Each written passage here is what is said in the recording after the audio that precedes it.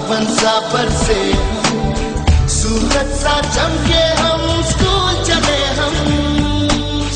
चले हम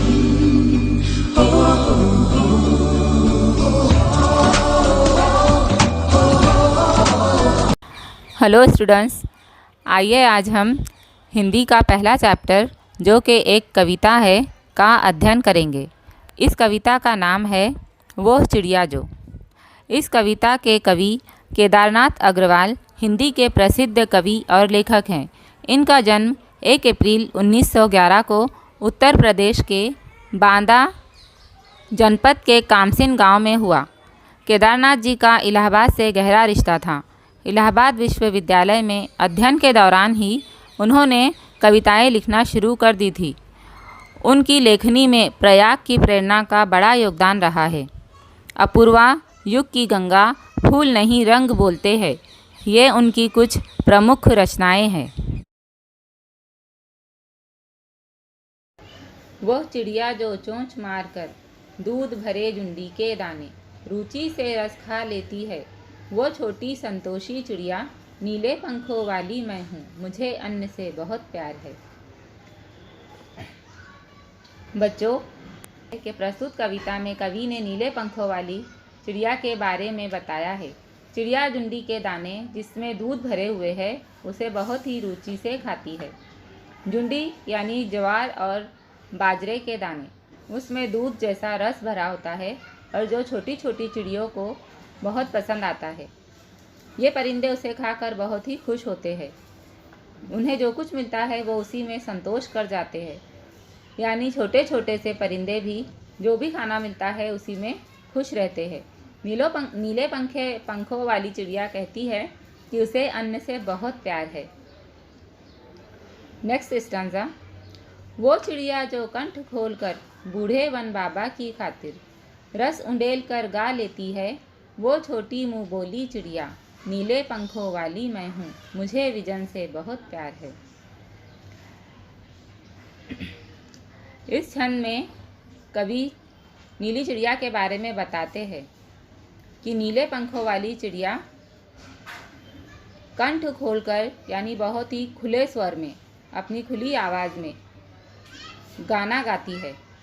यानी चिड़ियों को या परिंदों को किसी का डर नहीं होता है। वो वन में दरख्त पर बैठकर, पेड़ों पर बैठकर अपने दिल की खुशी की खातिर खुले दिल से गाती है। प्रस्तुत पंक्तियों में कवि केदारनाथ जी नीले पंखों वाली चिड़िया के गायक रूप का वर्णन किया है। वो बूढ़े वन अर्थात बरगद पर बैठकर अपना मधुर गीत गाती है। वो इन गीतों में रस उंडेल देती है। वो नीले पंखों वाली छोटे मुँह की चिड़िया है जो एकांत में भी उमंग भरी विजन से बहुत प्यार करती है। विजन अर्थात एकांत, जहाँ पर कोई ना हो, ऐसी जगह पर भी चिड़िया अपनी खुशी खुद ही ढूंढ लेती है। वो खुद ही गाकर अपना मनोरंजन करती है। अब कविता का आखिरी छंद। वो चिड़िया जो चोंच मारकर चढ़ी नदी का दिल टटोल कर जल का मोती ले जाती है, वो छोटी गर्वीली चिड़िया, नीले पंखों वाली मैं हूँ, मुझे नदी से प्यार बहुत है। प्रस्तुत पंक्तियों में कवि ने नीले पंखों वाली एक ऐसी चिड़िया का वर्णन किया है जो उफनती नदी के बीचों बीच जाकर जल के मोती सी बूंदों को चोंच में भर लेती है। चिड़िया को स्वयं पर बहुत ही गर्व रहता है। नीले पंखों वाली चिड़िया का नदी से बहुत प्यार है। इसका मतलब ये है कि नदी के अंदर जो पानी है उसकी जो बूंदें हैं उसे कवि ने मोती बताया है कि उन मोती जैसे बूंदों को चोंच में भरकर वो अब पानी पीकर अपनी प्यास बुझा लेती है। और इसी बात से चिड़ियों को खुद पर बहुत ही गर्व है। उसने अपना खाना और अपना पानी खुद ही ढूंढा है और खुद ही अपनी रुचि का सामान किया है। वह चिड़िया जो कविता कवि केदारनाथ अग्रवाल जी की प्रसिद्ध कविता है। इसमें आपने नीले पंखों वाली चिड़िया के स्वभाव के बारे में बताया है। वह संतोषी है, अन्न से बहुत प्यार करती है। वो अपनेपन के साथ कंठ खोलकर पुराने घने वन में बेरोक गाती है। मुँह बोली है, एकांत में भी उमंग से रहती है। वो उफनती नदी के विषय में जानकर भी जल के मोती सी बूंदों को चोंच में भर लाती है। उसे स्वयं पर गर्व है, वो साहसी है, उसे नदी से लगाव है। कवि ने अपने भीतर की कल्पित चिड़िया के माध्यम से मनुष्य के महत्वपूर्ण गुणों को उजागर किया है। बच्चों, इस कविता के माध्यम से कवि हमें मनुष्य को जीवन का महत्व समझाना चाहते हैं कि कैसे एक छोटी सी चिड़िया जो अकेली है, छोटी है, फिर भी उसमें कितना साहस है। वो किसी वस्तु से डरे बिना निर्भयता के साथ उड़ती है, अपना खाना खुद ढूंढती है, नदी के बहाव से डरे बिना अपनी प्यास बुझाती है, अकेलेपन से न घबराकर अपना मनोरंजन करती है, खुद भी खुश रहती है और औरों को भी प्रसन्न करती है। तो बच्चों, हमें भी ऐसे ही साहस के साथ प्रकृति से जुड़कर खुशी खुशी जीवन बिताना चाहिए और औरों को भी खुश रखना चाहिए। ओके स्टूडेंट्स, अभी हमने जिस कविता का अध्ययन किया वो आप सबको समझ आ ही गया होगा। आइए अब इसके कुछ प्रश्न उत्तर देखते हैं। पहला प्रश्न है, कविता पढ़कर तुम्हारे मन में चिड़िया का जो चित्र उभरता है उस चित्र का चित्रण कीजिए। इसका उत्तर है, कविता पढ़कर हमारे मन में निम्नलिखित चित्र उभरते हैं। पहला, वो नीले पंखों वाली सुंदर चिड़िया है। दूसरा, चिड़िया मधुर स्वर में जंगल में गाती है। तीसरा, वो बहती नदी का पानी पीती है। चौथा, चिड़िया का आकार छोटा है। पांचवा, उसे आज़ादी बहुत पसंद है। अब नेक्स्ट क्वेश्चन, प्रश्न नंबर 2, तुम्हें कविता का कोई और शीर्षक देना हो तो क्या शीर्षक देना चाहोगे? उपयुक्त शीर्षक सोचकर लिखो। उत्तर, इस कविता के लिए नन्ही चिड़िया, सुंदर चिड़िया, परिश्रमी चिड़िया या साहसी चिड़िया, ये शीर्षक उपयुक्त हो सकते हैं। प्रश्न 3, इस कविता के आधार पर बताओ कि चिड़िया को किन किन चीज़ों से प्यार है। उत्तर, इस कविता के आधार पर ज्ञात होता है कि चिड़िया को दूध भरे अनाज के दाने, नदी तथा जंगल से प्यार है। चिड़िया जुड़ी के दाने एवं अन्य अनाज के दानों को खाना पसंद करती है। इस चिड़िया को गीत गाना पसंद है। जंगल से इसे बहुत प्यार है। ये नदी से भी बहुत प्यार करती है। ओके स्टूडेंट्स, अब हमारा अगला क्वेश्चन है अति लघु उत्तरीय प्रश्न यानी शॉर्ट आंसर। प्रश्न 1, चिड़िया के पंख किस रंग के हैं? उत्तर, चिड़िया के पंख नीले रंग के हैं। प्रश्न 2, चिड़िया कहाँ से मोती ले जाती है? उत्तर, चिड़िया नदियों के उफनते जल से मोती ले जाती है। प्रश्न 3, चिड़िया किसके दाने खाती है? उत्तर, चिड़िया जुड़ी के दाने खाती है। प्रश्न 4, अनाज के दाने किससे भरे हुए हैं? उत्तर, अनाज के दाने दूध से भरे हुए हैं। प्रश्न 5, चिड़िया का स्वभाव कैसा है? उत्तर, चिड़िया का स्वभाव संतोषी है। ओके स्टूडेंट्स, अब हम MCQ सॉल्व करेंगे यानी बहुविकल्पी प्रश्नोत्तर।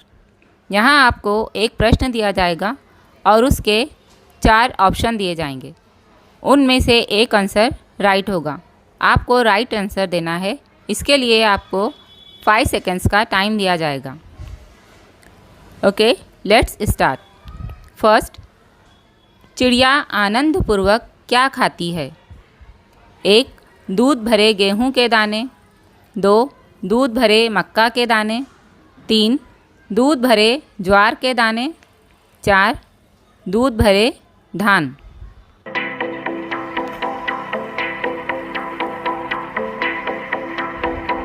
ओके, आंसर इज दूध भरे ज्वार के दाने। सेकेंड क्वेश्चन, चिड़िया के पंख के रंग कैसे है? पहला लाल, सेकंड पीले, थर्ड नीले, फोर्थ काले।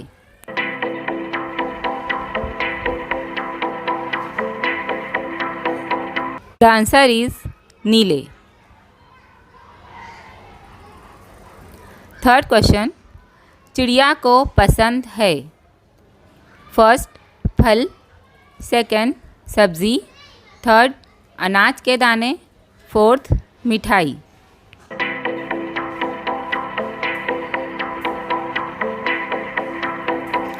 द आंसर इज अनाज के दाने।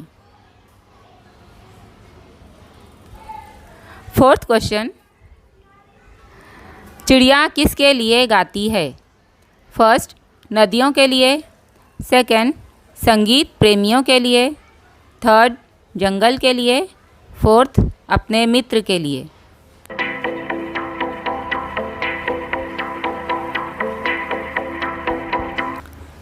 आंसर जंगल के लिए। लास्ट क्वेश्चन, चिड़िया को किन चीज़ों से प्यार है फर्स्ट नदी से, सेकंड जंगल से, थर्ड अन्न से, फोर्थ उपयुक्त सभी।